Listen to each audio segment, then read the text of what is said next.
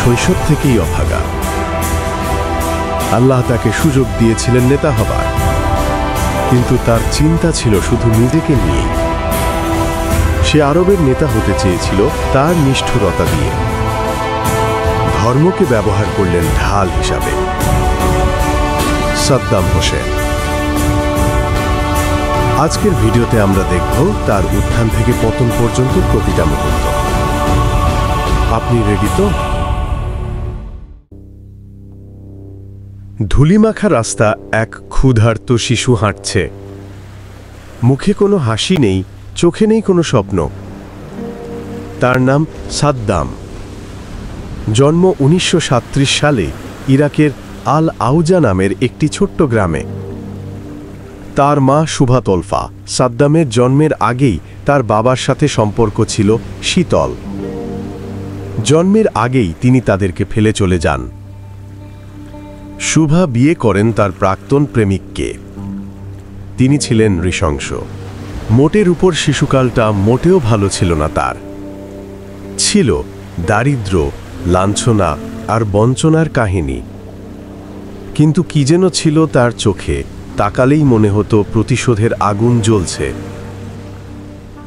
স্কুলে যাওয়ার ইচ্ছা থাকলেও তাকে দিয়ে গবাদি পশু পালন করানো হতো। কিন্তু একদিন এক আলেমের কথায় তার জীবনের মোড় ঘুরে যায়। আলেম তাকে দেখে বলেছিলেন, বাবা, তোমার চোখে নেতৃত্ব আছে। তুমি যদি ইলমের পথে আসো, আল্লাহ তোমাকে বড় বানাবেন। কিন্তু তার সৎ বাবা সেই কথা শুনে ছেলেটাকে বেদম পিটিয়ে বাড়ি নিয়ে যায়। সেই দিন থেকেই সাদ্দাম বিশ্বাস করতে শুরু করল, মুখ বন্ধ করে থাকলে মার খেতে হবে, তাকে বাঁচতে হবে। তার এলেমের পথ দরকার নাই, তার দরকার বুলেট।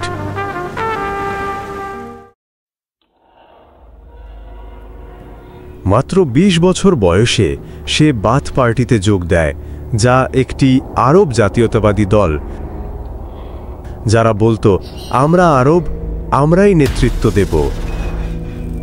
1959 সাল। ইরাকের রাজধানী বাগদাদ তখন উত্তাল। চারদিকে ষড়যন্ত্র, হত্যা আর নতুন শাসনের জন্য উন্মাদনা। আর ঠিক তখনই তরুণ সাদ্দাম হোসেন নেমে পড়েন ইতিহাস পাল্টানোর এক ভয়ঙ্কর অভিযানে। তাকে অনুপ্রাণিত করেছিল তার মামা খায়রাল্লাহ তলফা, আর তাকে সহায়তা করেছিল বাথ পার্টির কয়েকজন সদস্য। রাতের অন্ধকারে তারা বানাতো রাস্তার নকশা, জমাতো অস্ত্র ও পিস্তল, গাইতো দেশপ্রেমের গান, আর প্রতিজ্ঞা করত মরণ হলেও অভিযান সফল করতে হবে। সেই সময় ইরাকের প্রধানমন্ত্রী ছিল আব্দুল করিম কাশেম। বাথ পার্টির সদস্যরা মনে করত সে পশ্চিমাদের দালাল। তাকে সরাতে পারলে মুক্তি মিলবে আরবের, তাই তাকে সরিয়ে দিতে হবে। এজন্য চালাতে হবে নিখুঁত অভিযান। সাদ্দামের নেতৃত্বে চলতে থাকে অভিযানের প্রস্তুতি। অবশেষে আসে সেই দিন, 1959 সালের 7 অক্টোবর। সাদ্দাম সহ 7 জনের একটি দল ওঁত পেতেছিল প্রধানমন্ত্রী কাশেমের গাড়ির পথের ধারে। গাড়ি আসতেই তারা গুলি ছোড়ে। বৃষ্টির মতো গুলি বর্ষণ হয়, কিন্তু ভাগ্য তার সঙ্গে ছিল না। কাশেম গুলিবিদ্ধ হলেও বেঁচে যান। অন্যদিকে সাদ্দাম নিজেও গুলিবিদ্ধ হন। গ্রুপের অন্যান্য সদস্যরা তাকে গাড়িতে তুলে রাতারাতি পাচার করে সিরিয়ার দিকে। সেখান থেকে সে পালিয়ে যায় মিশরে, যেখানে নতুনভাবে সংগঠিত হয় বাথ পার্টির ভবিষ্যতের নেতা। স্থানীয় একটি হাসপাতালে প্রাথমিক চিকিৎসার পরে সে এক ছাত্র হোস্টেলে গোপন আস্তানা গাড়ে। আত্মগোপনে থেকেও সে ঠিকই জানত একদিন সে ফিরবে, আর ফিরবে রাজত্ব করতেই। মিশরে আশ্রয়ের পর সাদ্দাম ভর্তি হয় কায়রো ইউনিভার্সিটির আইন বিভাগে। সেখানে সে পড়াশোনার পাশাপাশি রাজনৈতিক প্রচারণা ও ষড়যন্ত্রে সক্রিয় ছিল। তখনকার সময় মিশরে ছিলেন গামাল আবদেল নাসের, একজন প্রভাবশালী আরব জাতীয়তাবাদী নেতা। নাসেরের চিন্তাধারা সাদ্দামের মনে গভীর প্রভাব ফেলে। তিনিও চাইতেন আরব দেশগুলো একত্রিত হোক, পশ্চিমাদের প্রভাব ধ্বংস হোক। 1963 সালে ইরাকে ঘটে আরেকটি সেনা অভ্যুত্থান। বাথ পার্টি ক্ষমতায় আসে। সাদ্দাম ফিরে আসেন ইরাকে। তবে বেশি দিন পার্টি ক্ষমতায় থাকতে পারেনি। সাদ্দাম আবারও গ্রেফতার হন এবং তাকে জেলখানায় পাঠানো হয়।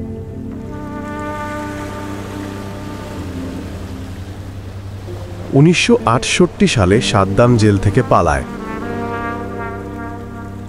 কিছুদিন পরেই আরেকটি সামরিক অভ্যুত্থানে বাথ পার্টি আবার ক্ষমতায় ফিরে আসে এবং সাদ্দাম হন ডেপুটি প্রেসিডেন্ট।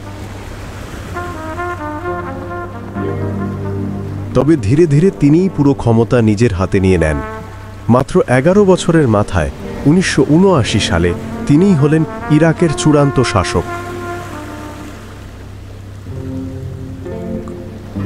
ডেপুটি থাকা অবস্থাতেই তিনি দেশের নিরাপত্তা ও গোয়েন্দা বাহিনীর নিয়ন্ত্রণ হাতে নেন।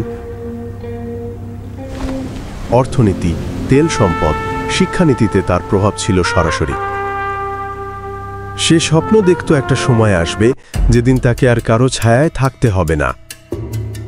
1979 সালের 16 জুলাই প্রেসিডেন্ট আহমেদ হাসান আল বকর স্বেচ্ছায় পদত্যাগ করেন।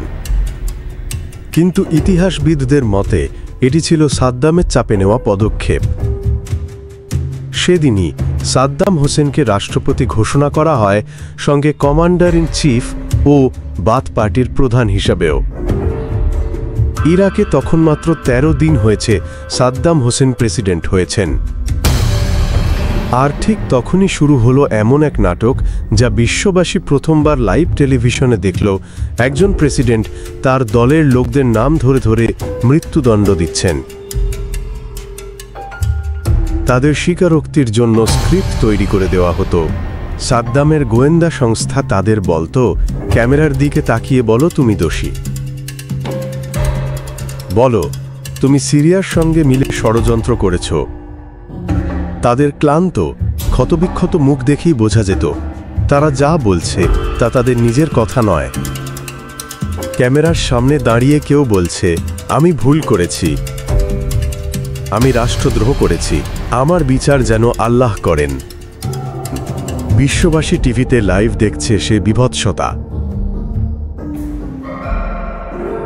সবচাইতে মর্মান্তিক বিষয় হচ্ছে তাদের মধ্য থেকেই কয়েকজনকে দিয়ে বাকি অভিযুক্তদের গুলি করানো হয়। নিজের বাঁচার আশায় নিজের বন্ধুদের হত্যা করেছিল কেউ কেউ। ইরাক ও ইরানের সীমান্তে রয়েছে একটি নদীপথ, শাত আল আরব, যা তেল পরিবহনের জন্য অত্যন্ত গুরুত্বপূর্ণ। ইরাক দাবি করত যে পুরো নদীপথ তাদের মালিকানায় থাকা উচিত। 1975 সালের আলজিয়ার্স চুক্তি ছিল ইরাক ও ইরানের মধ্যকার এই সীমান্ত বিরোধের একটি সাময়িক মীমাংসা। কিন্তু সাদ্দামের মনে ছিল আরব রাষ্ট্রের নেতা হবার স্বপ্ন। তাই সে এই এলাকায় শক্তি প্রদর্শনের সিদ্ধান্ত নেয়। সাদ্দাম আলজিয়ার্স চুক্তি অস্বীকার করেন এবং ইরানের সাথে যুদ্ধে জড়িয়ে পড়েন। তিনি 1980 সালের সেপ্টেম্বরে ইরানের ওপর আক্রমণ চালায়, দাবি করে ইরান আমাদের সীমান্ত লঙ্ঘন করছে। ইরানের নেতা খোমেনি তখন বলেছিলেন, সাদ্দাম একজন তাগুত, তাকে সরিয়ে ইসলামী সরকার কায়েম করতে হবে। ওইদিকে ইরাকের শাসক সাদ্দাম ছিলেন সুন্নি আর ইরানের নেতৃত্ব ছিল শিয়া। তাই যুদ্ধটি ভৌগোলিক ক্ষমতার বাইরে শিয়া সুন্নির যুদ্ধে রূপ নেয়। আমরা আগেই জেনেছি সাদ্দাম হোসেন ছিলেন বাথ পার্টির নেতা, যা একটি ধর্মনিরপেক্ষ আরব জাতীয়তাবাদী দল। কিন্তু যুদ্ধে স্থানীয় মানুষদের উৎসাহিত করতে সাদ্দাম ভোল পাল্টায়। সে আল্লাহু আকবরকে জাতীয় স্লোগান হিসাবে নির্বাচন করেন। সৈন্যদের পোশাকে লেখা হয় আল্লাহু আকবর। যুদ্ধের ময়দানে স্লোগান চালু হয়, ইরাকের বিজয় মানে ইসলামের বিজয়। নিজ হাতের রক্তের কুরআন লেখার ঘোষণা দেন, ২৭ লিটার রক্ত দিয়ে ক্যালিগ্রাফি করান। হাদিস ও কুরআনের আয়াত উদ্ধৃত করে ভাষণ দেয়া শুরু করেন, আল্লাহ আমাদের সঙ্গে আছেন, যে শহীদ হবে সে জান্নাত পাবে। কিন্তু বাস্তবতা ছিল ভিন্ন। রাজনৈতিক যুদ্ধকে সাদ্দাম ধর্মীয় আবেগ মাখিয়ে নিজের মনোবাসনা পূরণ করার উৎসবে মেতে ওঠেন। দীর্ঘ ৮ বছর ধরে যুদ্ধ হয়, ১০ লক্ষ মানুষ যুদ্ধে নিহত হয়। যুদ্ধে কোনো দেশ জয়ী হয় নাই, কিন্তু দুই দেশ নিজেদের জয়ী বলে ঘোষণা দেয়। সম্পদে পরিপূর্ণ দেশ দুটি ধ্বংসস্তূপে পরিণত হয়। যুদ্ধের ব্যাপক ক্ষতিপূরণের লক্ষ্যে সাদ্দামের নজর পড়ে কুয়েতের উপর। সে বলে কুয়েত বিশ্ববাজারে তেলের দাম কমিয়ে দিচ্ছে, তাই সে কুয়েত আক্রমণ করে।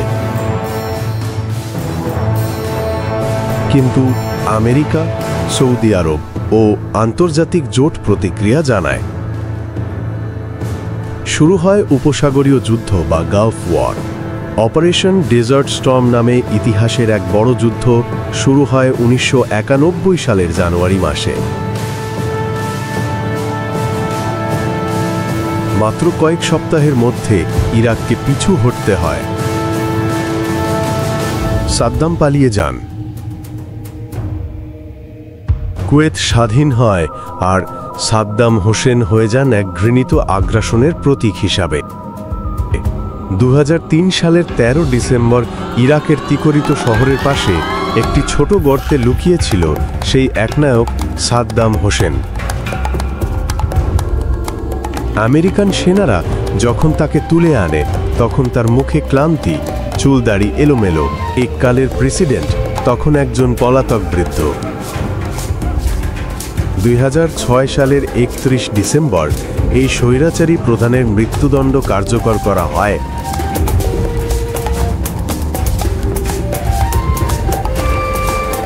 কোরবানি ঈদের ঠিক আগের দিন তার মৃত্যু ছিল ইরাকবাসীর কাছে ঈদের উপহারের মতো। কিন্তু মৃত্যুর আগেও সাদ্দামকে বলতে শোনা যায়, আল্লাহু আকবার, ফিলিস্তিন জিন্দাবাদ, মুসলমান জিন্দাবাদ। সাদ্দাম চেয়েছিলেন আরব বিশ্বের নেতা হতে, নেতা হবার যোগ্যতাও ছিল তার। কিন্তু আপনাদের মনে আছে সেই আলেমের কথা, তিনি তাকে এলেমের পথে আসতে বলেছিলেন, কিন্তু সে বেছে নেয় বলেন। অহংকারে হয়ে ওঠেন বদ্ধ উন্মাদ, হিসাব নিকাশ ভুল হয়ে যায়। আল্লাহ ছাড় দেন, ছেড়ে দেন না। একের পর এক ভুল সিদ্ধান্ত, ইসলামকে ঢাল হিসাবে ব্যবহার আর মুসলিমদের বিরুদ্ধে আগ্রাসন, সব মিলিয়ে তার পতন নিশ্চিত করে দেয়।